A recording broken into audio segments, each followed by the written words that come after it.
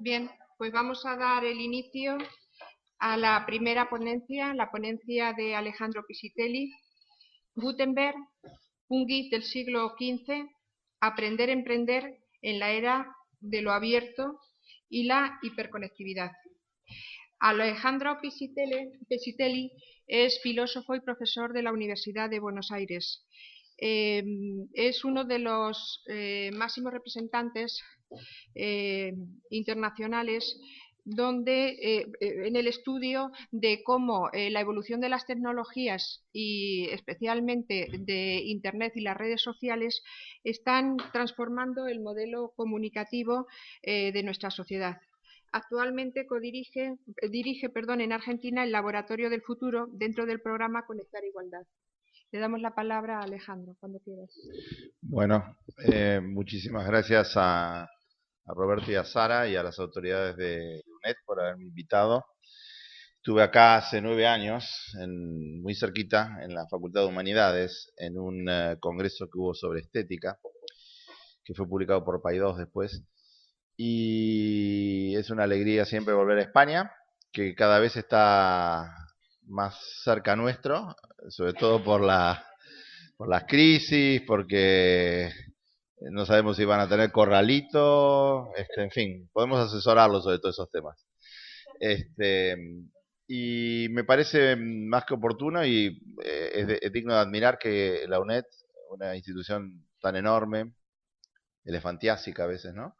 Se haya animado a generar un espacio como este máster en redes de aprendizaje, en un momento en el que eh, esto que hace con Roberto, estamos metidos en estas cosas hace muchos años, ¿no? Yo me acuerdo haber dado una charla sobre hipertexto en Buenos Aires en el año 91 y nos veían en esa época como locos, los locos del hipertexto. Después, en el año 2003, cuando fui nombrado gerente general de Educar, el portal educativo de la Nación Argentina, éramos los locos de los weblogs. Después fuimos los locos de Twitter, de Facebook. Ahora no tan locos, ¿no? Porque Mark Zuckerberg acaba de embolsarse 20.000 millones de dólares, así que tan loco no debe ser el muchacho. Más allá de las vicisitudes en la cotización de las acciones de Facebook. En serio, creo que es un momento maravilloso, fantástico. No sé si para tener 20 años, pero en todo caso para estar acá, participando de esta reinvención de los sistemas de comunicación. Como decía el vicerrector recién, hay luces y sombras en todas estas cuestiones. Como insistía Daniel ahí un poco fantasiosamente, nos van a escuchar 2.500 millones de personas. Pero lo que es cierto es que todo cambió de una forma muy, muy brutal y al mismo tiempo algunas cosas no han cambiado. Por eso vamos a volver a Gutenberg.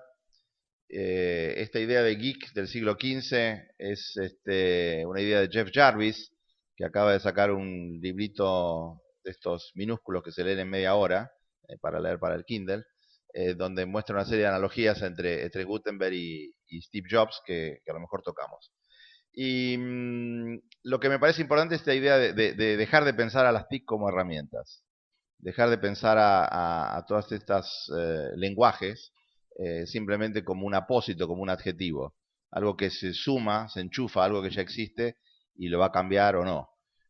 Para mí las TIC, Internet como un lenguaje en un momento dije, Internet imprenta del siglo XXI, pero Internet es mucho más que una imprenta del siglo XXI, es el comienzo de una nueva cultura. Y con eso hay mucho para trabajar y para decir. Vamos a ver si esto nos hace caso, este mouse, porque se pone a tocar Vieron qué bien que empezamos, ¿no? No nos deja. Podemos tener la ayuda de un dedo, un de un técnico dedo humano, porque o el dedo, simplemente, no, es simplemente que en el teclado espera, no pasa por ahí. avanzar. No, porque No, no lo conecto, no. ahí está, Ahí muy bien. está. Hay que ser Vale. sutil, hay que ser muy sutil. Estas cosas hay que ser una persona fina, ¿no ves? Acá, eso va para atrás. Pones el dedo ahí, se va para atrás. ¿Lo ves?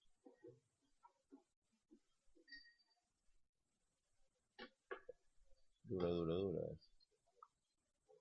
De allá. Roberto, A ver ahí, conectado. no están poniendo Bueno, la audio, banda por de esta favor. noticia, no se escucha nada. Poneme, deja el audio puesto todo el tiempo porque hay... Más fuerte el audio. We saw the power of simplifying a process and giving everyone a solution.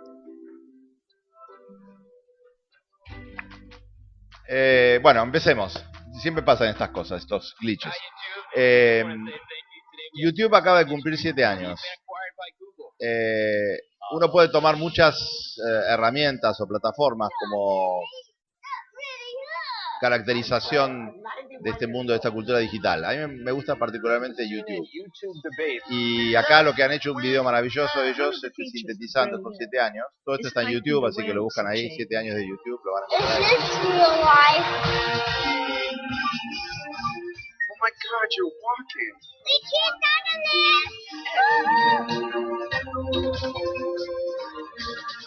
Justin Bieber's getting ready to go down. People who are taking these pictures are literally risking their lives to do what they're doing, and YouTube gives them a venue. Use your eyes, the world goes a better by. Use your eyes, you know you are. Use your eyes, the world goes a better by. Use your eyes, you know you are. Your device is on. Una medida de la velocidad de esta creatividad colectiva, de este descubrimiento colectivo, está dado por la cantidad de horas que se suben a YouTube por minuto. No sé si vieron ahí, pero hace un par de años eran 24 horas por minuto, el año pasado eran 48, ahora son 72 horas por minuto. O sea, cada minuto se suben 72 horas de video a YouTube. Por supuesto, la mitad de esas horas, o 2/3 de esas horas, son tonterías, son pavadas, etcétera, pero el resto son registros extraordinarios de lo que está sucediendo. Y es una medida de la productividad social, ¿no? De esto que se llama Shirky el Cognitive Surplus. Son 72 horas que la gente está subiendo, videos cortos en general de 2 minutos, o sea que imagínense la cantidad de información que hay ahí, ¿no? Entonces, me parece que hay un mundo antes y un mundo después de YouTube, ¿no? Antes se decía antes de Cristo, después de Cristo, bueno, antes de YouTube, después de YouTube, antes de Facebook, después de Facebook, antes de Google, después de Google. Y en este mundo debemos celebrar. El año pasado celebramos los 100 años del nacimiento de McLuhan. Este año celebramos 50 años de la publicación de 2 obras que cambiaron el siglo XX. 2 obras para la gente que trabaja estos temas, ¿no? Uno fue El pensamiento salvaje, de Lévi-Strauss. Se cumplen justo ahora 50 años. Y paradójicamente, porque probablemente jamás se leyeron ni sabían que existían, Lévi-Strauss murió hace poquito, con 104 años. McLuhan murió en el año 80. La publicación de la galaxia Gutenberg, que realmente es nuestro ABC. No podemos entender lo que está pasando hoy sin volver a McLuhan y sin repensar a McLuhan y sin reinventar a McLuhan. De hecho, un discípulo de McLuhan, llamado Paul Levinson, uno de sus discípulos directos, escribió a fines del siglo pasado una obra muy interesantísima que se llama Digital McLuhan, ¿no? Que es una especie de ayornamiento de McLuhan para el McLuhan a esta actualidad. No todas son rosas en este mundo y hay gente que es muy crítica de estas cuestiones, ¿no? Este cerebro es el cerebro de Nicholas Carr. Nicholas Carr publicó hace un par de años una obra que es realmente muy crítica de todo este mundo de Internet, que se llama The Shallows, superficiales. Y la idea de este hombre es que nos volvemos cada vez más superficiales con todas estas cosas.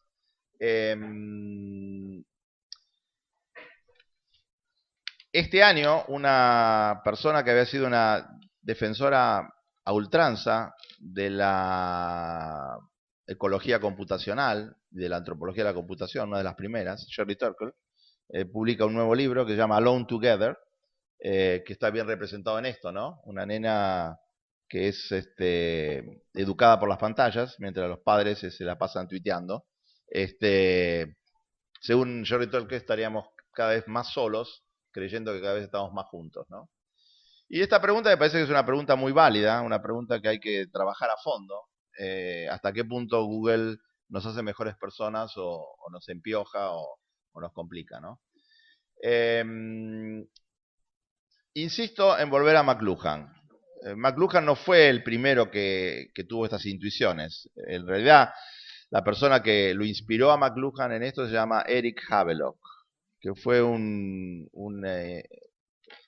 latinista, fue una persona que trabajó mucho la idea de que la historia se había dividido en dos, pero no en el año 2000 o cuando apareció Facebook, sino que se había dividido en dos en el año 400 antes de Cristo. Y se había dividido en dos en el año 400 de Cristo porque en esa época Platón empieza a escribir. La musa se calla y aparece la escritura. Entonces para Havelock la historia se dividía entre el mundo oral y el mundo de la escritura. Esto dicho hace 2400 años, que son exactamente las cosas que se están discutiendo hoy. Así que si quieren entender mucho mejor qué está pasando hoy, lean a McLuhan, pero lean a Havelock y vean qué pasaba en el Fedro de Platón, y vean por qué Sócrates no quería escribir, y vean por qué Platón sí quería hacerlo, ¿no? Esa discusión la estamos viviendo en este momento con una tremenda Many of fuerza. you do not know me. You may have heard my name before, but you do not know me. Sometimes I wonder if it even matters if you know me. What impact did I have on the world? What was my significance? Why did I even exist? If you've ever read a book, newspaper, or pamphlet, you should be interested in what I have to say. Tiene razón Gutenberg, ¿no? Tenemos que estar interesados en lo que él decía. Pero Gutenberg fue una persona muy brillante, inventó, según el propio McLuhan, ¿no? Inventó la primera línea de montaje de la historia, y terminó triste, y terminó destituido, porque había pedido un préstamo a un banquero que se llamaba von Furst, y finalmente no pudo pagar su préstamo, y entonces le quitaron todas las cosas que había inventado, y terminó como un hombre de garage que pierde su capital. Entonces, cuando le arrebatan su imprenta, le confiscan literalmente, ¿no? Todo lo que tenía, él que tenía el know-how empieza a se pasa de la cultura propietaria al software libre, y empieza a contarle a toda la gente que está por ahí cómo se tienen que hacer estas imprentas. Y en menos de 60 años pasamos de una imprenta a 1000, ¿no? En esta época de Gutenberg. Insisto permanentemente en que las nuevas tecnologías o viejas tecnologías o neotecnologías o posttecnologías son un lenguaje. No tiene nada que ver con artefactos, no tiene que ver con dispositivos. Tiene que ver con una nueva forma de concebir el mundo, de fabricar el mundo, ¿no? Y en este sentido, The medium is the massage, an inventory of effects. The medium is the massage. Massage. The message. Massage. The message. Massage. The message. And the medium itself is the message. If we don't understand the medium, that is television, new media, e-media, the internet, painting, whatever it is, then we won't understand what the message is. And the medium itself influences society. Esta idea de McLuhan es genial, porque cuando él manda el libro a la editorial, pone el medio es el mensaje, se equivoca el tipógrafo y pone el medio es el masaje. O sea que, como siempre pasa, ¿no? Las grandes maravillas, las grandes invenciones son errores de transcripción, ¿no? Así como la evolución biológica funciona, también pasó en este caso, ¿no? Existe una diferencia brutal, y ustedes están viviendo en este momento en España, y lo comentaba Roberto al principio, ¿no? Con esta reivindicación de la universidad pública. Hay un gran desfasaje entre las herramientas que tenemos y la cultura que estamos fabricando. Y hay un gran desfasaje entre las posibilidades que permiten todos estos medios y la forma como los estamos utilizando, ¿no? Y permanentemente, este tipo de ideas, o este tipo de demostraciones visuales tienen 50 años y sin embargo parecen hechas hoy. O sea, hay algo en la anticipación de las ideas de McLuhan y de su puesta en imágenes que sigue siendo tremendamente actual. Piense que cuando McLuhan muere, en el año 80, no existía la computadora personal, Internet era algo selecto, que lo usaban solamente los militares y los investigadores, a nadie se le podía ocurrir tener monstruos de socialización de la información como la Wikipedia, no existía esta idea de producción colaborativa, y sin embargo el hombre tuvo esa visión, ¿no? Tuvo esa capacidad de anticipación. Y esto es interesante porque quiere decir muchas veces las ideas, aunque no se puedan concretar tecnológicamente, le pasó lo mismo a Leonardo. Todas las invenciones de Leonardo él no pudo construir ninguna, y después, 200, 300, 400 años, no había ni la tecnología ni la teoría para hacer esas cosas, ¿no? Y sin embargo ahora estamos en condiciones de muchas de estas ideas llevarlas a la realidad. Esta realidad es una realidad compleja, es una realidad confusa, pero es una realidad que básicamente está sobredeterminada por el texto. Somos todos animales textuales, y sobre todo los que tenemos más de 40, 50, 60 años. Casi todo lo hicimos en nuestra vida, hicimos alguna otra cosa, ¿no? Pero sobre todo leyendo y escribiendo, leyendo y escribiendo. Y el mundo de hoy nos sorprende porque parece que hubiera muchas más cosas, ¿no? Entre el cielo y la tierra, que la filosofía, que la escritura y que la lectura. Hay otros modos de inscribir información, representar y comportarnos. Y en este sentido me parece muy bueno, ya que estamos volviendo a los clásicos, este movimiento me lo enseñó un filósofo español que se llama Salvador Paniker. Y Salvador Paniker tiene una idea brillante que es la idea de lo retroprogresivo. O sea, no podemos avanzar sin retroceder, no podemos avanzar sin retroceder, ¿no? Como el cangrejo, que va al revés permanentemente. O sea, si queremos avanzar tenemos que volver para atrás. ¿Para qué? Porque mucha gente ya lo pensó, ya lo hizo, no tenemos que reinventar la rueda, tenemos que volver sobre estos inspiradores y usarlos a ellos como trampolines. Y en este sentido, me parece muy rica esta idea de otro español también, que se llama Juan Bordés, que publicó un libro que ganó un premio en el año 2011, el mejor libro ilustrado acá en España, que se llama La infancia de las vanguardias. Y los profesores de Rousseau a la Bauhaus. ¿Y cuál es la idea de Bordés? La idea de Bordés es que hubo un señor que también hace 250 años tuvo un proyecto que fue nada más que una inspiración, nunca lo pudo llevar a cabo, pero que después se cumplió, que es que todo el mundo tenía que poder dibujar, la idea del dibujo para todos. Del dibujo para todos en el sentido de la expresión para todos, ¿no? De comunicarnos con imágenes, que eso no fuera algo privativo de artistas o de algunas personas. Y de hecho la alfabetización en Occidente llevó a que todos escribiéramos y leyéramos, pero que casi ninguno pueda dibujar y pintar y hacer imágenes. Queda todavía ese tremendo desfasaje que recién se empieza a cambiar en las últimas décadas gracias a las herramientas digitales. Las herramientas digitales lo que están haciendo es cumplir con este sueño, primero de Rousseau y después de un señor que se llamó Froebel, que fue entre otras cosas el inventor de los jardines de infantes a mediados del siglo XIX. Y una de las razones por las que Froebel inventó el jardín de infantes fue porque quería liberar a los niños del monopolio cognitivo y emocional que le generaban sus madres. No porque las madres sean malas personas, ¿no? Son maravillosamente buenas personas, pero el monopolio cognitivo y emocional, este autismo emocional que hay dentro de las familias es muy malo para el desarrollo de las capacidades intelectuales y emocionales. Y por eso inventa el jardín de infantes. Él, que había sido huérfano, tenía que ver un componente biográfico, psicoanalítico acá, inventa estas cajas para que la gente pueda empezar a jugar, y tiene esta idea que nunca se cumplió y que ahora, insisto, yo creo que con estas tecnologías podemos llevar adelante, que es esta idea de educarnos jugando y de jugar educándonos. Y es una idea de la invención del jardín de infantes, y es una idea que tiene mucho que ver con este concepto brutal y fuertísimo de que formato es destino. El formato escolar, el formato broadcast, el formato donde uno está acá y todos están escuchando, no tiene nada que ver con el jardín de infantes. El jardín de infantes tiene mesitas chiquititas donde los chicos juegan en grupitos pequeños, etcétera, y eso jamás se repitió nunca en la enseñanza primaria, secundaria y menos en la universitaria, ¿no? O sea, había algo en este formato del jardín de infantes que podemos recuperar gracias a estas tecnologías sociales. Y hay un videíto acá muy simpático que muestra cómo el libro repta, el libro tiene otras posturas, otras posibilidades, el libro va ocupando distintos espacios, ¿no? Y es un poco la idea esta de Froebel, de sacar al libro del banco y sacar al libro simplemente de la tarima y socializarlo y convertirlo en un instrumento de educación muy potente, que se recupera hoy. Fíjense, este es Froebel 2.0.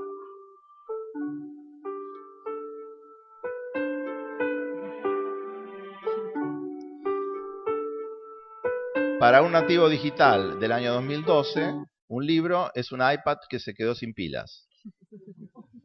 No funciona, ¿no? O sea, ya no leemos con los ojos como hacemos nosotros, sino que estos nativos digitales empiezan a leer con el tacto, nuevamente. Pero la idea de leer con el tacto no es una idea de hoy, es una idea que tiene desde Rousseau, tiene 250 años, ¿no? Y que Frege llevó a la práctica en sus investigaciones. Miren lo que decía Rousseau. ¿Cuál es el objetivo del dibujo? ¿No? La coordinación entre la vista y el tacto. ¿Y qué es esto? Esta es la base del funcionamiento de cualquier videojuego efectivo.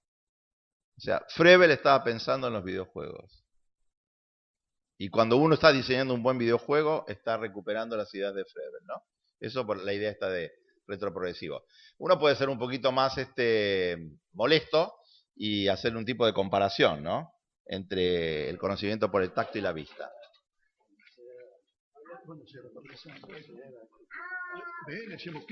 Poné más alto el audio, por favor, déjalo. ¿Quién es el hombre del audio? Que lo ponga más fuerte, que lo deje fuerte. Noi siamo già fatto, quindi è stato già online, esatto. E poi adesso a Padre Santo inviamo un Twitter. Oppure De los carros como los carros. Sì, ya está. La sigla, poi qui ci sarà sempre una banda che presenterà un avvenimento particolare. Ci sarà la giornata della gioventù. ¿Es el de gatito? Sí. ¿Cómo funciona el de Río? Poi dopo qui c'è l'aspetto della televisione da vedere, quindi poi qui sotto ancora senza si può vedere, eccolo.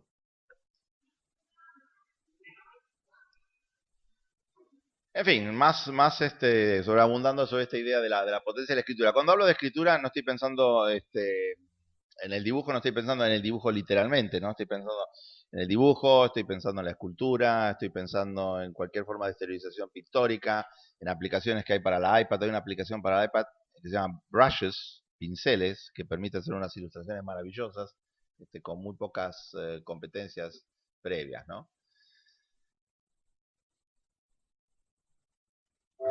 Joven. A veces bueno y a veces muy rezongón. Esto es una computadora. Abro. Sostener acá. Estamos en internet. Ponemos Google 99. ¿Está bien así? Se apaga así. Ahí está apagada. Y ahí está prendida. X, Sí. pasas el cuadrado, le pegas al arco. Apagada, Apagada. prendida. Bravo. ¿Cómo se llama el aparato? MP4. MP4, muy bien. Le enseñamos a la Babi a llamar por el teléfono, mami. Mira, mami, A ver, te miro. Yo no puedo saber tu contraseña. No. ¿Por qué? Porque si no, me la pueden hackear y me pueden robar el usuario. Bueno, es una máquina que puedes cliquear y si quieres cliquear alguna cosa, puedes buscar información, como buscar información de los indígenas, buscar información. De verdad no sabe. Mi abuela ya aprendió a cerrarla porque ni sabía abrirla. Se la pasa hasta el bolero. ¿Entendiste? No entendió. Bueno, son caricaturas y son estereotipos, pero también están mostrando cómo este choque generacional tiene soluciones extrañas, ¿no? Como que los chicos les enseñan a los grandes. Que es una idea de Margaret Mead, de hace muchos años atrás. Margaret Mead hablaba de distintos tipos de culturas. Estaban las culturas prefigurativas, estaban las culturas configurativas, estaban las culturas posfigurativas, ¿no? Y entonces tenemos estas culturas hoy donde los grandes les enseñan a los chicos. Creo que hay como dos elementos interesantes, con esto voy redondeando, vamos a llegar a la parte central de la presentación, que tiene que ver, por un lado, la emergencia de nuevas formas de interacciones. Nosotros teníamos una predominancia del ojo a lo largo de toda la historia. Por algo un autor hablaba del hombre como animal óptico, y ahora estamos volviendo al tacto. Estamos deslizando, estamos cambiando nuestros sentidos. En ese sentido, la aparición del iPad, de las tabletas, es un antes y un después, es una compuerta evolutiva. Por un lado, la aparición de nuevas interacciones, y por otro lado, la aplicación de estas cuestiones en temas que son profundamente humanistas y profundamente definitorios de nuestra identidad, como son las narraciones, las narrativas, ¿no?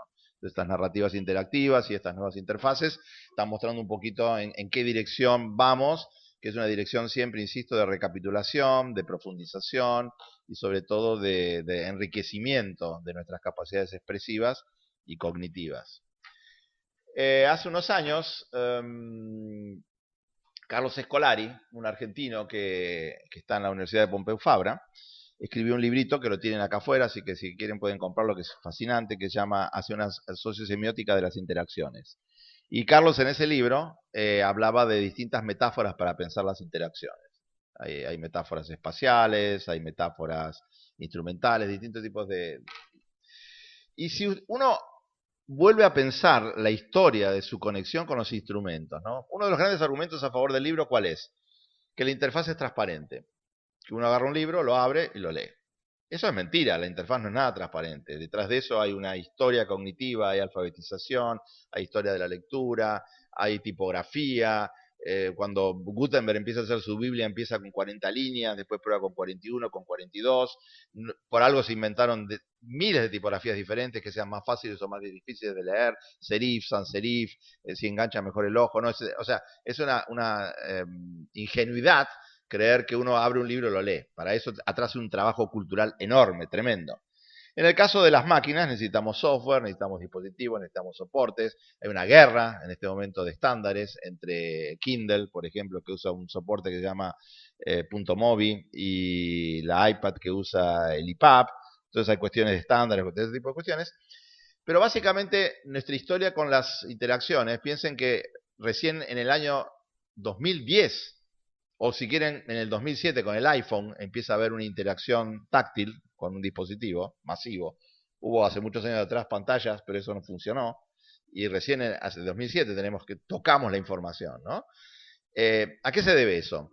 Se debe que durante 50 años de que existen las computadoras, para nosotros poder comunicarnos con las computadoras, tuvimos que reducir nuestra capacidad expresiva. Eso está graficado en este lindo grafiquito que encontré en internet, que es la ley de la variedad requerida, y que dice que cuando uno quiere controlar un sistema, tiene dos posibilidades, ¿no? Es decir, o reduce su variedad o aumenta la variedad del dispositivo controlado. Entonces, nosotros que tenemos todas las formas de comunicarnos, con la voz, con los gestos, con el movimiento, con la sonrisa, etc., la computadora no le interesa nada de eso. De hecho, la computadora, hasta el año 1980, la única forma de comunicarnos con la computadora era con tarjetas perforadas. O sea, cero interacción, era lo más antihumano que podía hacer.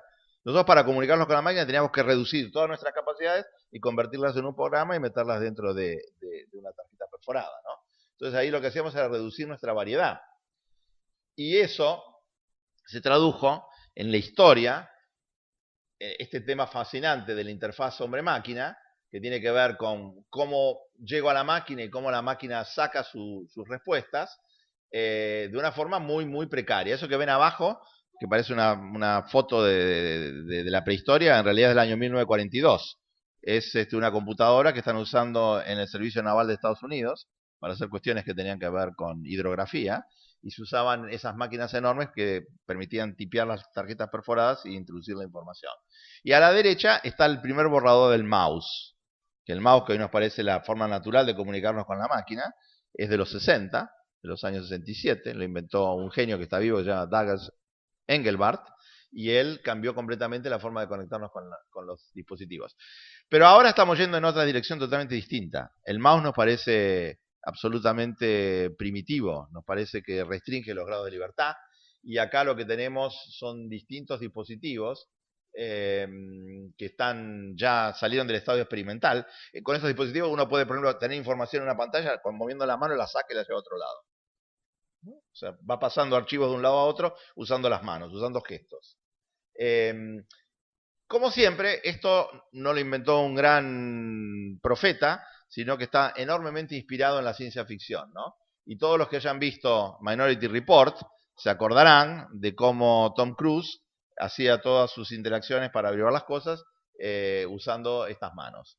Eso parecía ciencia ficción y fue hace 4 o 5 años. Esto ya existe y en realidad ya tenemos un dispositivo como este, que se puede comprar por internet y que cuesta $79, que se pone delante de la computadora, entra por el puerto USB y permite hacer eso, miren.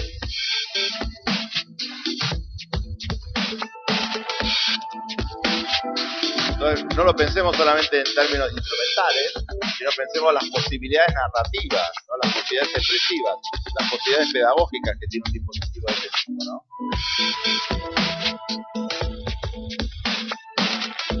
Se llama The Leap. Buscan en internet The Leap y pueden comprarse uno.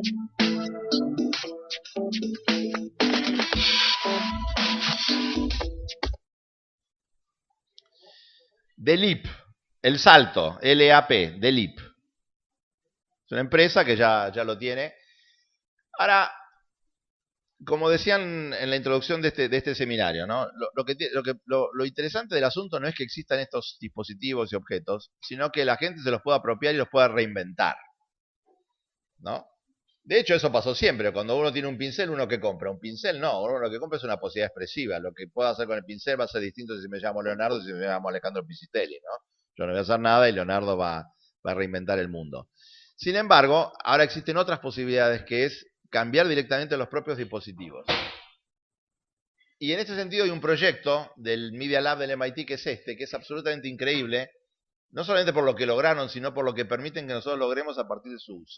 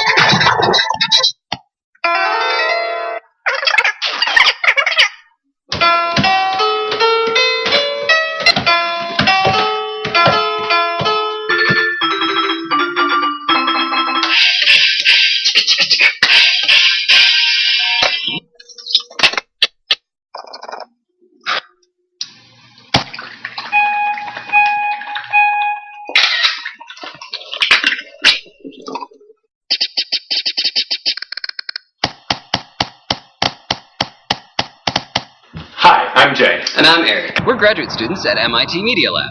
We have a dream that everyone is an inventor. So we created Makey Makey to let you invent just by alligator clipping. Alligator clips stuff like bananas to your Makey Makey. When you touch the banana, your computer just thinks you're touching the keyboard. The front has arrow keys, spacebar, and mouse left click. When you're ready for more, flip the Makey Makey over and you've got more keyboard keys and support for the mouse. You can even use the board like an Arduino when you are ready. No programming, no breadboarding. You don't even have to install software. Just plug it in USB. Order your Makey Makey today and start changing how the world works. La idea es siempre la misma. ¿Qué dicen estos hombres? Investigamos, ¿no? Generamos esta tarjeta, ¿no? Este circuito integrado. Usted le puede poner una banana, le puede poner lo que quieran. Pero ¿de qué idea parten ellos? Ellos parten de la idea que todos podemos ser inventores. Así como Rousseau decía, todos podemos ser dibujantes. Así como mucha de la gente que está trabajando todos podemos tener acceso a mucha más información, a muchos más criterios de distinción, a muchos más elementos de lo que tuvimos antes.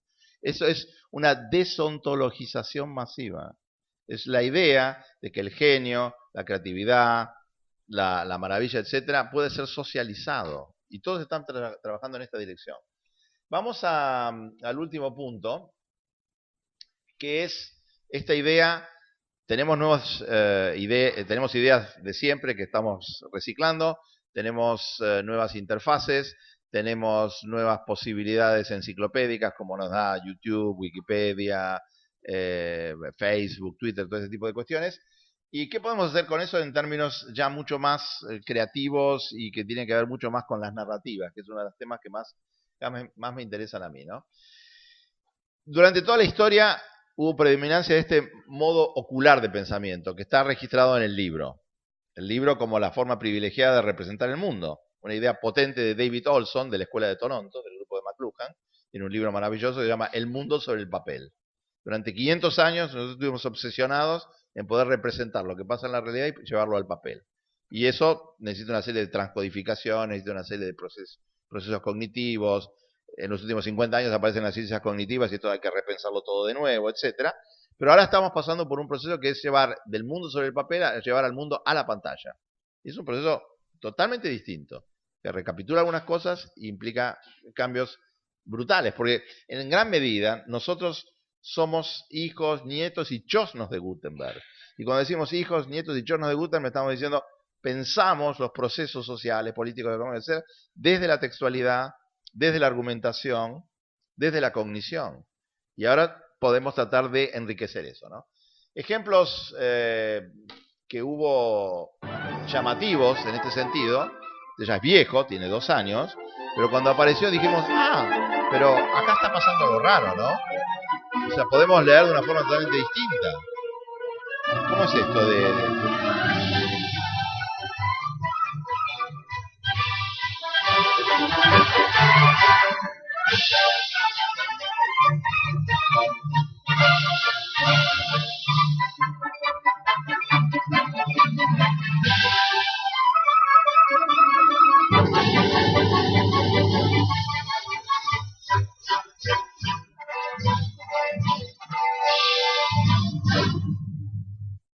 Esto es una app, lo que vimos recién es una app de la iPad, una de las primeras, y que hacerla costaba un montón de dinero, pero era absolutamente imposible hacerla en términos de una persona común como nosotros.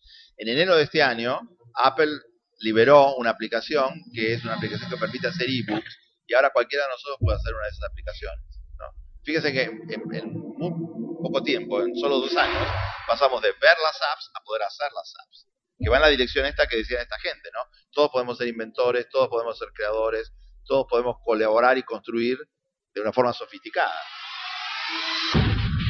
Lo que estamos viendo ahora es que hay caminos paralelos. Siempre hubo una predominancia de la escritura y hasta el siglo XX hubo una subordinación de la imagen. Lo que estamos viendo en este momento es una convergencia, tanto que vamos a tener a Jenkins hoy que habla de la cultura de la convergencia. Lo que estamos viendo es una convergencia creativa entre imagen y texto, y que tiene muchísimas manifestaciones. Y estamos viendo ejemplos como este, por ejemplo, donde nos dan la opción de leer el libro o experimentar la aplicación, o complementarla. O sea, no es una cosa o la otra, ¿no? Porque es una cosa y la otra. Y hay ejemplos como estos, hay miles, pero literalmente miles. Cada día uno se levanta y ya aparecieron 10, 50, 100 personas trabajando en esta dirección. Estamos yendo entonces de este modo ocular del pensamiento a verlo en distintas manifestaciones. Y hay una palabra potente que es esta idea de éfrasis. ¿Cómo estamos pasando de la éfrasis? ¿Qué era la éfrasis? La éfrasis era una manifestación donde yo estoy contando algo con texto de algo que tendría que en realidad verlo, que tendría que en realidad percibirlo. Entonces la éfrasis es algo que vemos muchísimo en novelas, vemos muchísimos en distintos procedimientos literarios, es contar lo que tendría que estar viendo. Con estas interfaces lo que estamos pasando a experimentar es en libros, porque ahora voy a los libros en papel. Los libros en papel empiezan a tomar muchas de estas ideas del mundo de las imágenes y empiezan a incorporarlo físicamente en el papel, ¿no? Antecedentes, evidentemente, los libros ilustrados, que son cosas maravillosas, los cómics, las novelas gráficas. Hace mucho que hay esta hibridez, esta síntesis. Pero lo que nunca habíamos visto son fenómenos de este tipo, muy potentes, donde vemos combinaciones de cosas muy raras y maravillosas. Esto ganó, la versión en cine de esto ganó el Oscar en este año 2012 a la mejor película animada. Pero esta es la aplicación. Y cuando uno se mete en la aplicación, en la iPad, yo estuve 2 horas jugando con esto, no sabe qué está haciendo. Está leyendo, está jugando, está investigando, está dibujando, está haciendo música. ¿Qué es lo que está haciendo? Bueno, está haciendo todas las cosas al mismo tiempo. No tenemos esta separación que teníamos antes, esto o lo otro, sino lo que tenemos es esta recombinación. La idea del remix, la idea del mashup, la idea de la permanente conjunción de elementos, que tiene que estar bien hecho, ¿no? Porque si no termina una sopa insípida que no sirve para nada. Pero cuando está hecha como en este caso, que es la historia de un hombre que quería escribir un libro y que entra en una biblioteca, etc., es realmente increíble. Es una empresa pequeña que salió de Pixar, gente que había trabajado en Pixar, tiene mucho que ver con esto, ¿no? Porque esta gente, ¿cómo hace estas cosas? Trabajaron en algo que tiene que ver con el cine, con la animación, ¿no? Miren la capacidad de integración a la que se puede llegar en el soporte.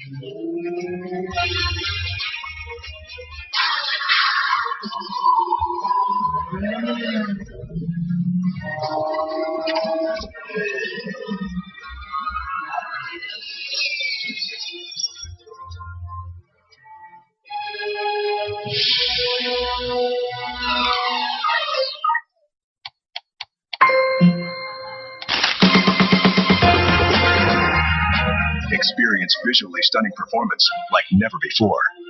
Only with the second generation Intel Core i5 processor.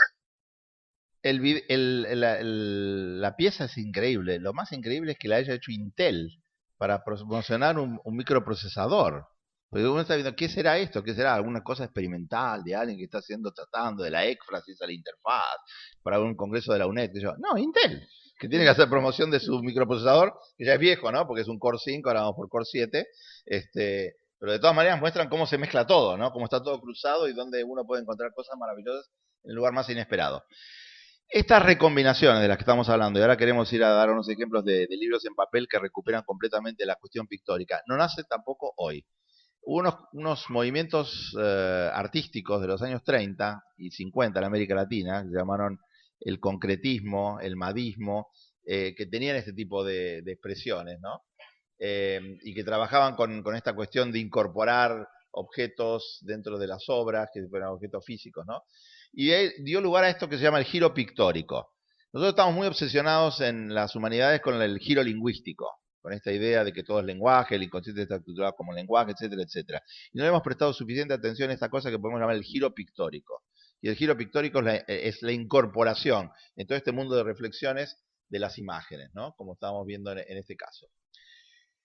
Hay antecedentes. Todos conocen este escritor alemán que murió hace poco, Sebald. Sebald en Austerlitz empieza a incorporar avisos literales metidos dentro de las páginas. Cosa que uno no está acostumbrado, porque uno está acostumbrado al texto fluido, texto permanente. De repente encontramos cosas que son más parecidas al cómico, más parecido al pastillo, al collage. Y lo vemos en la alta literatura, un personaje como Sebald. Y Javier Marías, en una obra que salió hace poco, en Fiebre y Lanza, el primero de los tomos de Tu Rostro Mañana, también incorpora dibujos, incorpora elementos pictóricos dentro de sus obras. No es esto algo nuevo. En la década del 30, Juan Emar Díez había hecho algo parecido y todos conocemos los famosos caligramas de Apollinaire, donde tenemos una síntesis, una simbiosis maravillosa entre el texto y la imagen. Pero no lo habíamos visto masificarse en la literatura y aparecieron dos obras en esta última década. Una de Mark Danielewski que se llama Casa de las Hojas, que está traducida al castellano. Fíjense cómo son las páginas de este libro. Es un libro, es una novela esto, una novela complicadísima, con encastres, con subordinadas de todo tipo, etc. pero parece más un diario ahí, ¿no? O sea, los modelos son totalmente diferentes a los tradicionales. El texto ha sido totalmente interrumpido. Miren como una página. ¿Cómo sabemos? ¿Es todo pertinente? ¿No es pertinente? ¿Cómo leerlo? ¿Cuál es la secuencia? Y esto es raro porque lo que estamos viendo son fenómenos que existían en el mundo audiovisual llevados dentro del texto ahora. Una hibridez al revés. Que nosotros viéramos estas cosas en el mundo animado, en el mundo cinematográfico, en el mundo videográfico, en el mundo de la imagen nos llama la atención, pero que vuelva al papel nos llama muchísimo la atención, ¿no? Estas páginas no parecen páginas escritas, parecen páginas dibujadas. Y de hecho, estos son primeros ejemplos de novelas de diseño. El texto ya no solamente escrito, sino que es diseñado, ¿no? El ejemplo más importante es un ejemplo de Douglas Kaplan, donde desaparece el narrador omnisciente y se llama G-Pot, está en castellano también esta obra, y es una obra extrañísima porque la obra aparentemente es escrita, el autor físicamente aparece al final de la obra encontrándose con un personaje, el personaje le obliga a sacarle la computadora, le quita la computadora y el libro es la transcripción de lo que tenía el personaje en la computadora. Entonces empiezan a aparecer Twitter, empiezan a aparecer emails, se empieza a ver correo basura. Una cosa loquísima, donde aparentemente lo que escribe el libro no es el autor, sino la computadora de este personaje que está metido dentro de la obra, ¿no? Son los fenómenos de recursividad y unos fenómenos tremendamente sofisticados. De hecho, ya hay autores, esto se ha convertido en una serie de televisión, G-Pot, y en la serie de televisión jugaba mucho con este tipo de separadores, que son muy simpáticos, y que tienen que ver con una otra vuelta de tuerca, ¿no? Una novela gráfica hipercompleja que vuelve a convertirse en serie de televisión, y que dentro de la serie de televisión empieza a tener publicidades muy extrañas como estas, que por otro lado sirven para promocionar la novela. O sea, todo un proceso de cross-media, de transmedia, los que trabajan muy bien Jenkins y Carlos Escolar y toda esa gente, están mostrando la hibridez de todas estas categorías, ¿no? Como todo tiene un origen, cuando Roberto me invitó para venir acá, nosotros estábamos trabajando en varios proyectos, y con esto termino y cierro. Veníamos trabajando en la Universidad de Buenos Aires desde el año 2009 en un proyecto que se llamó el Proyecto Facebook, que fue publicado por la Fundación Telefónica, una obra que pueden bajar en PDF, el Proyecto Facebook y la Postuniversidad, donde lo que planteábamos era que había que enseñar de una forma diferente, que no se podía seguir enseñando en esta forma broadcast, y que lo que había que hacer era trabajar en esta especie de jardín de infantización de la enseñanza, con proyectos. Bueno, eso se convirtió en el primer ejemplo que yo conozco a nivel, por lo menos iberoamericano, de usar la plataforma Facebook para estudiar cómo funciona Facebook. Y los alumnos trabajaron eso durante todo un año. Después lo hicimos con instrumentos de persuasión masiva, con Twitter, etcétera.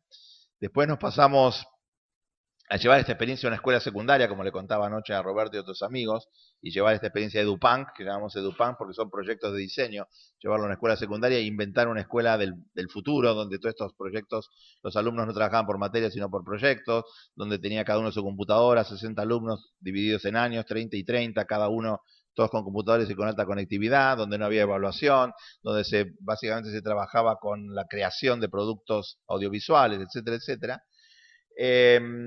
Y ahora últimamente, este año, en la misma cátedra, trabajamos sobre narrativas interactivas. Pueden ver, todo esto está documentado en los blogs de la cátedra, y estamos trabajando en el diseño de narraciones interactivas por parte de los propios alumnos. Y en el medio apareció la posibilidad de hacer un laboratorio del futuro, con todas estas cosas llevadas a este programa Conectar Igualdad del gobierno argentino, que repartió el 2 millones de máquinas, ¿no? Todo eso estaba muy bien, pero faltaba algo que le diera un cierre, que le diera un marco a todo esto. Y lo encontré en este autor español, Vicente Luis Mora, El lecto espectador.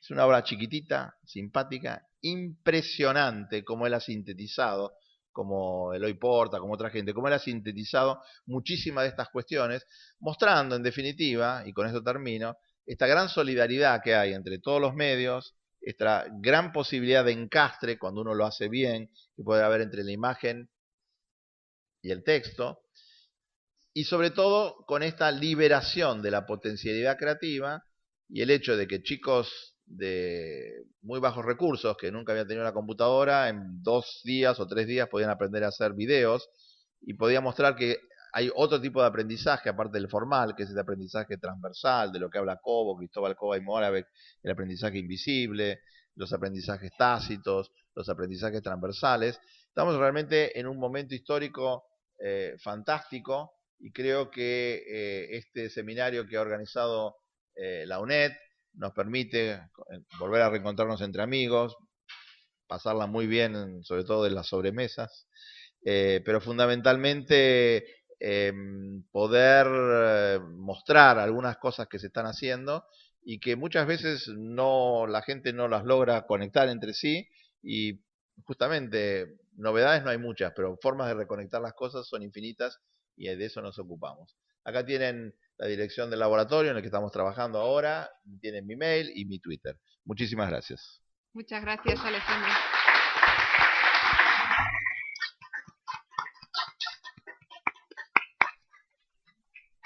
Vamos a pasar la palabra a la gente que quiera preguntarle, comentarle algo a Alejandro. ¿De acuerdo? Esta es una oportunidad muy buena que nos ofrece este evento. ¿Alguien pide la palabra? Desde Internet también podéis hacer vuestras preguntas. Creo que les has dejado sin palabras, Alejandro. 30 acá. Ali, hay una pregunta. Sí.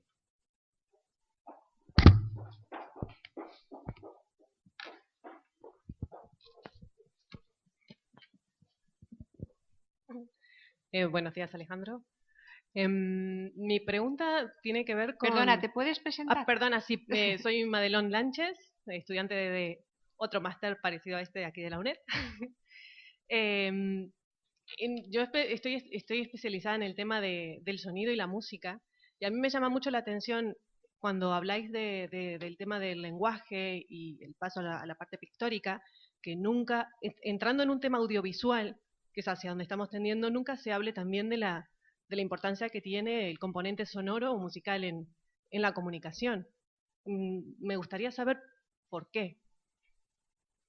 Bueno, a partir de Michel Chion y de todas sus teorías de la audiovisión, etcétera, el rol del sonido es absolutamente estratégico, ¿no? Nosotros tenemos muchas experiencias, la puede hacer cualquier persona, póngase una película de terror, saque el sonido y no siente absolutamente nada, saca la imagen y tiene sonido y experimenta cosas profundísimas, ¿no? No, en este caso no enfatizamos sobre ese punto, pero lo que planteas vos da para pensar una nueva presentación mucho más orientada desde el punto de vista del sonido, ¿no? Hay muchísimo material reciente trabajando estas ideas. Estaba pensando en sax y la musicofilia, estaba pensando en Ledwin y todas donde él mismo define al ser humano, ¿no? Como un homo sonoro, mucho más que como visual. Así que tenés totalmente razón, hay que trabajarlo mucho más eso, y tiene que ver un poco también con mi incompetencia en ese campo, ¿no? Pero me parece muy atinada la observación. Hay una pregunta que nos viene desde Internet, es: ¿la creación es la cúspide del aprendizaje? Si la creación es la cúspide del aprendizaje, lo pregunta Lucía. Hace poco salió, hay una revista que se llama Zite, Z-I-T-E, que yo recomiendo a toda la gente que tenga smartphones y iPads. Es una revista inteligente, dicen ellos. Dicen que es inteligente porque en la medida que uno va leyendo notas y va premiando ciertas notas y otras, la revista te va mandando más información de ese tipo. Y no sé cuán inteligente es, pero yo cada mañana me levanto y la miro y encuentro cosas increíbles que no encuentro de ninguna otra manera, ¿no?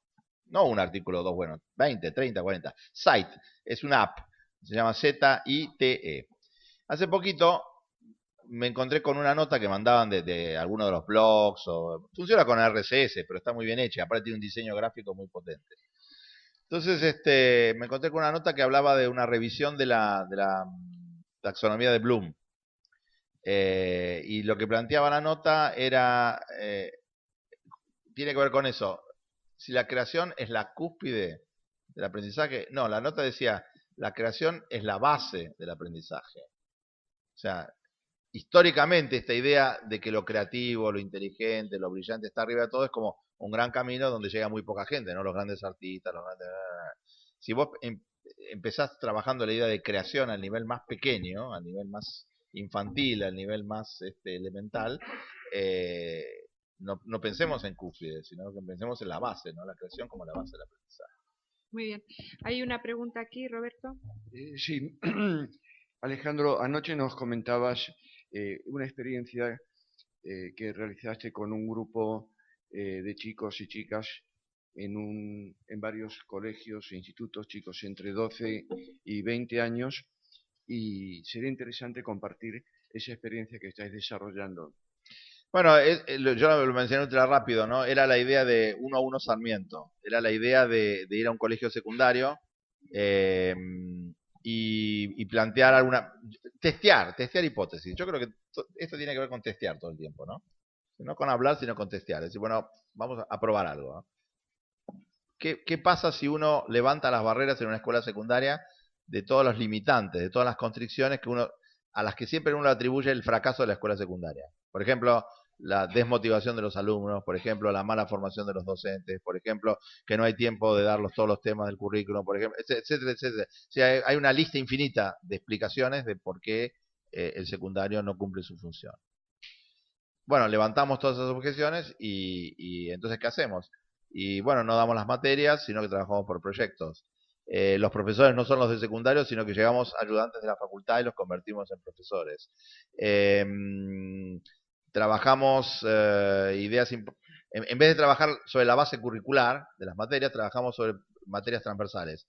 Gestión, diseño, proyecto, taller y música. Vos que hablabas de la música. Una de las áreas de la música, ¿no? Porque era bien transversal y los chicos se enganchaban muchísimo con el tema de la música.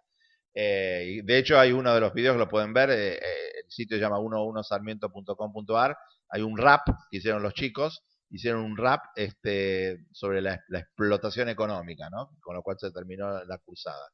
Bueno, esa experiencia fue una experiencia sumamente interesante porque fue al corazón de la bestia, que es la escuela secundaria, ¿no? En la universidad se pueden hacer experimentos, pero los alumnos al final tienen que aprobar las materias y generalmente, por más super públicos que sean, cuando llega el momento de tener que aceptar las reglas de juego que ponen los docentes, lo hacen, ¿no? En la escuela secundaria hay mucha más locura. Entonces, es mucho más indisciplinada la población y es mucho más difícil de trabajar con ellos. De hecho, se escapaban por la ventana y ese tipo de cosas, ¿no? Y otras cosas peores, o sea. Con nosotros o sin nosotros, ¿no? Y bueno, toda la experiencia consistió en eso, en diseñar un aula altamente, donde privilegiamos, aunque suene estereotipo, la actitud 2.0 sobre la aptitud 2.0. Aptitud 2.0, ¿qué es? Y saber de redes sociales, o que todos los docentes tengan un blog, con lo que le importa a la mayoría de los docentes tener un blog, ¿no? O escribir una wiki, o tener una cuenta en Twitter. En cambio, la actitud, ¿no? Ayudarlos a transmitir las cosas que les interesan. Teníamos un profesor de historia, por ejemplo, un chico muy joven, que hizo cosas increíbles, diseñaba naciones, hacía concursos sobre sistemas políticos, en las naciones hacía que los chicos les inventaran himnos y banderas tomados de internet, en fin, una serie de cosas que parecen estrategias, pero que en realidad eran cosas muy de fondo. Y la experiencia fue muy potente. Lo que pasa que exigió un concurso de una cantidad de gente y una inversión económica brutal, porque había 60 chicos y éramos unos 40 docentes. Estábamos casi llegando al 1 a 1, un docente por alumno, ¿no? Y teníamos un montón de subsidios y nos dieron alta conectividad, el gobierno había pagado las computadoras, o sea, había una infraestructura muy potente. Pero más allá de eso, la experiencia, Roberto, fue fantástica porque mostró que muchas de las cosas que uno en el laboratorio de la universidad experimentaba las podía llevar al carne y hueso, a la vida real de una escuela secundaria, porque eso no era un experimento, no era un prototipo. Me preguntaba, ¿cuántas horas eran? Todas las horas de todos los días de todo el año. Nosotros empezamos en febrero y terminamos en diciembre y teníamos la escuela de las 12 hasta las 6 de la tarde. Y durante esas 6 horas estábamos todas las aulas ocupadas todo el tiempo por nuestro equipo, de 15, 20, 30, 40 personas, ¿no? Entonces era una inmersión absoluta. Como bien dice Malcolm Gladwell, ¿no? En Outliers, o sea, ¿Cuándo una persona se vuelve experto? Cuando trabaja 10.000 horas en algo, ¿no? Y Jan McGonigal dice, y todos los chicos que juegan 10.000 horas de videojuegos son expertos en videojuegos. Nosotros pasamos 10.000 horas en la escuela. Y en esas 10.000 horas que pasamos en la escuela realmente pudimos hacer muchas cosas porque estamos inmersos ahí. ¿Hay allí otra Sí, pregunta? Por favor, hola, preséntate. soy José Luis Cabello del Centro Regional de Innovación e Información, Las Acacias de Madrid. Sí, creo que hemos interaccionado alguna vez.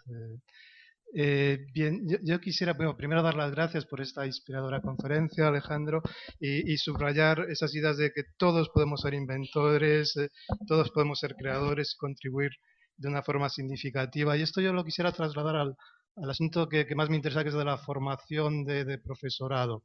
Yo veo que en las iniciativas desde la Administración o incluso desde Fundación Telefónica, Educarred, Educacontic, el planteamiento es el modelo broadcast, que plantea el planteamiento de vamos a crear tutoriales para que los docentes vayan aprendiendo a utilizar las herramientas, y yo creo que es un camino equivocado. Lo que hay que hacer es activar que los docentes sean todos creadores, todos participen, e integrarse en el mundo de las redes sociales es clave. Entonces, me gustaría saber qué piensa Alejandro, cómo se puede conseguir esto, cómo activar que los docentes participen activamente y no sean simplemente consumidores pasivos, que probablemente es lo que se promociona desde sitios como Educarred, Educacontic.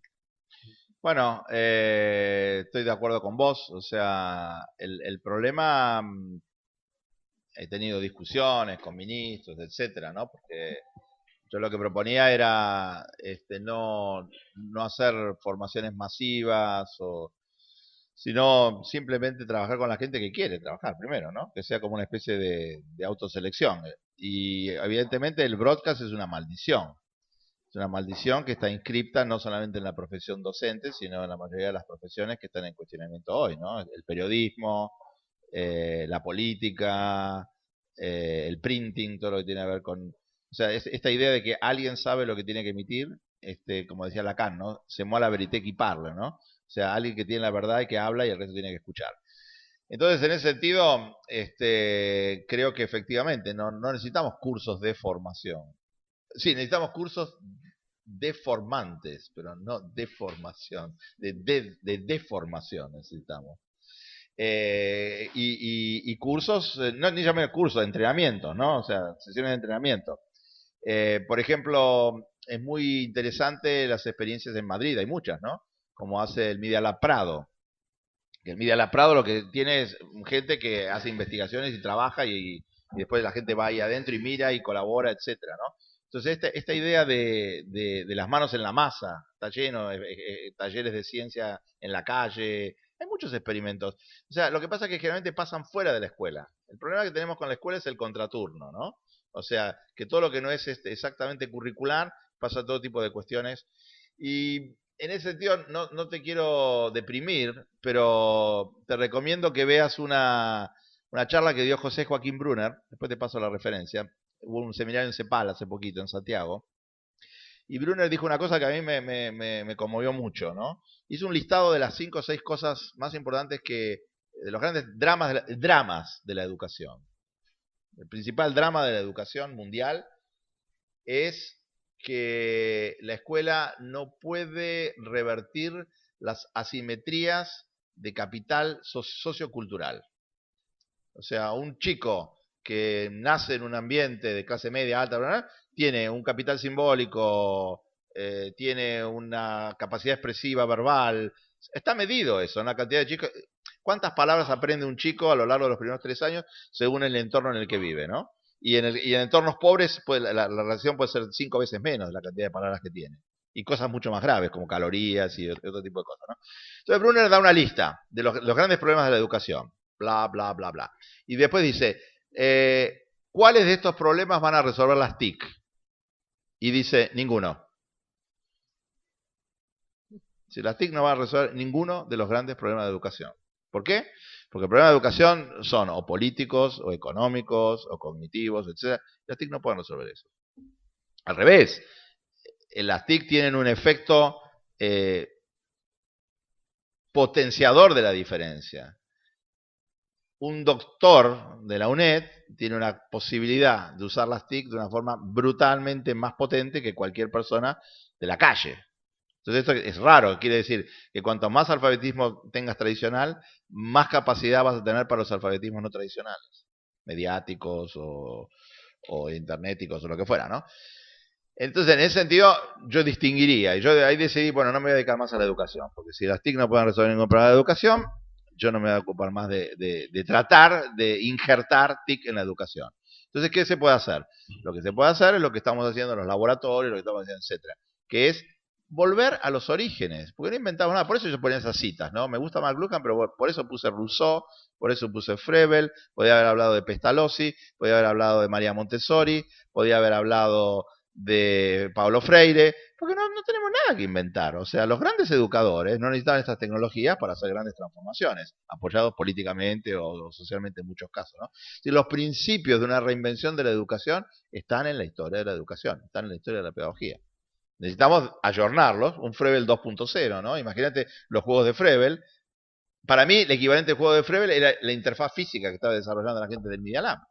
Si yo puedo con una banana puedo tocar el piano, o si puedo hacer con una escalera, puedo hacer ¿qué es eso? Es muy froebeliano eso, es la caja de los dones, convertido en una versión digital. Entonces, estoy de acuerdo con vos, el broadcast no sirve. Ahora, ¿con qué lo reemplazamos? Ahí no sé muy bien qué decirte. No sé si, bueno, no te voy a decir, bueno, le voy a convencer a mi amigo Pepe de la Peña, que lo voy a ver esta noche, le voy a decir, dejemos de hacer broadcast y hagamos talleres, ¿viste? No sé si va a servir eso. Yo creo que lo que tenemos que hacer, y vos lo mencionaste, ¿no? Con el tema de redes sociales, es la horizontalización. En Argentina hay gente que se junta por las suyas. Alguien que está haciendo un trabajo muy bueno en una escuela, tal cosa. Ah, mirá, estamos haciendo ahí. Hay una escuela que está trabajando con iPads, uno de los primeros ejemplos en el mundo, ¿no? Tienen 30 iPads y están trabajando en la escuela primaria. Gabriela Pandielo, Susana Giambruni, gente que ganó premio Educarre del año pasado, ¿no? Están haciendo cosas maravillosas. Y bueno, ¿y qué hacen ellos? Y entonces yo digo, mira, conéctense con tal otro. Y hacemos una red, una cosa transversal, una cosa horizontal, ¿no? Y es como una especie de redes paralelas donde la gente que está haciendo cosas interesantes se junta y se van comunicando, son vasos comunicantes, ¿no? Ahora, ¿qué pasa con eso? Si no tiene la potencia del estado amplificador, va a ser siempre limitado. Ahora, ¿cómo logras eso? No sé, hay que preguntar a Roberto esas cosas. Yo no sé esas cosas. Creo que había una última pregunta por allí tiempo. y con esta terminamos. Hola Alejandro, hola a todos y a todas. Soy Valeria, soy doctoranda de Roberto y profesora de primaria en Italia. Estoy actualmente trabajando, bueno, estamos investigando las nuevas formas de lectura digital o hipertextual, como se quiera llamar. Y bueno, te quería preguntar una cosa, ya que antes mencionaste la propia lectura, ¿cómo tú ves esta nueva forma de lectura híbrida de alguna manera, ya que tú mismo mencionaste este término? ¿Y qué peso va a tener la lectura analógica de toda la vida dentro de este aspecto? ¿Y qué características ves en la nueva lectura dentro de Internet? Bueno, acá está Joan y Roberto que saben mucho de estas cuestiones de las competencias, ¿no? Pero yo creo que lo interesante que está pasando, y por eso es tan complejo, es esta hiperhibridación. ¿Por qué? Porque cuando se habla de nativos y de inmigrantes digitales, no es muy buena la división, ¿no? Porque los nativos son los jóvenes y los inmigrantes son los viejos, entonces los nativos son digitales. No es cierto. No es una cuestión etaria, no es una cuestión generacional, es una cuestión de competencias. Hay nativos que odian el mundo digital y hay ancianos que amamos lo digital. Pero yo creo que lo interesante es cómo se dan estos fenómenos raros de contaminación. Por eso da esos ejemplos. O sea, a veces, a ver, el futuro de la lectura, ¿dónde está? En la transcripción, los PDF, no, obviamente sabemos que los PDF no, eso no va. Pero bueno, entonces los libros animados, como puede ser Alice en the iPad, no sé, puede ser, u otros mucho más complejos donde hay muchas más interacciones, puede ser. Están apareciendo cada vez más cosas más interesantes, donde el chico empieza a hacer al mismo tiempo, no solamente lee, sino lee, escribe, hace, interviene, etcétera. Pero yo traía estos ejemplos más raros del papel, donde el papel empieza a importar cosas del mundo audiovisual, para que veamos que lo que va a pasar no es una superación del papel a manos de la pantalla, sino una coexistencia de contaminante cada vez más grande. Porque si vos en el papel físico estás viendo estos formatos gráficos, que siempre existieron pero no tuvieron tanto peso y ahora lo tienen cada vez más, lo que estamos viendo también en el formato digital, cómo vamos a importar cosas del formato analógico y las vamos a utilizar. Cuando Jenkins, que va a estar esta tarde acá, hablaba de las competencias del mundo digital, una de las que él enfatizaba mucho era el transmedia storytelling, pero también lo que tenía que ver con el transmedia reading, ¿no? O sea, con las competencias que nos permiten a nosotros ser buenos en la lectura en papel y en la lectura en pantalla. Y no en pantalla convencional, por eso yo mostraba esos ejemplos raros, donde vos estás viendo, a ver, nosotros teníamos hipertexto, sí, ahora hay juegos que solamente se pueden jugar conectados a internet. No sería nada raro que en el futuro uno leyera en la iPad y la iPad tuviera links a videos, a imágenes, a otros juegos, etcétera, etcétera. Necesitas estar conectada para eso, ¿no? Que implica bastante costo y bastante sofisticación. Pero es muy probable que en el futuro nosotros lo que tengamos es una lectura cada vez más sofisticada, donde ya no entiendas muy bien si estás leyendo, si estás viendo una película, si estás transcribiendo, si estás traduciendo. Va a ser un continuum. Las personas bilingües, perfectas, no se dan cuenta en qué idioma están hablando, ni en qué idioma están leyendo, ni en qué idioma están escuchando. Es un continuum perfecto, ¿no? Bueno, yo creo que en el futuro lo que vamos a tener es un continuum con estas nuevas interfaces también. Porque imagínate lo que es para un chico, ¿no? Tener una interfaz donde vos no solamente estás viendo un personaje, sino interactuando con el personaje, haciéndole hacer algo al personaje, tipo videojuego, y encima sacándole al personaje de una pantalla y llevándolo a otra, ¿no? Es como de una variedad y de una riqueza increíble. Todos podemos ser creadores, ¿va en qué dirección? No que todos vamos a ser Verdi o Puccini, ¿no? O que todos vamos a ser Spielberg o Cameron, pero sí en la dirección de que esta figura del director de orquesta pueda ser una figura generalizada, donde yo no me tengo que limitar a ser un intérprete, sino que yo puedo dirigir una de estas composiciones y la puedo ir trabajando pari passu, ¿no? Entonces yo creo que vamos a una cosa en esa dirección, de que los chicos puedan algún día ser pronto directores de orquestas y trabajar con estas cuestiones, ¿no? Con estas interfaces y donde sea cada vez más transparente y más fluida la conexión real virtual. Muy bien. Pues muchas gracias, Alejandro. Es un placer tenerte entre nosotros y nosotras. Y bueno, pues ya esperamos el próximo encuentro aquí en Madrid. Mil gracias a todos. Gracias.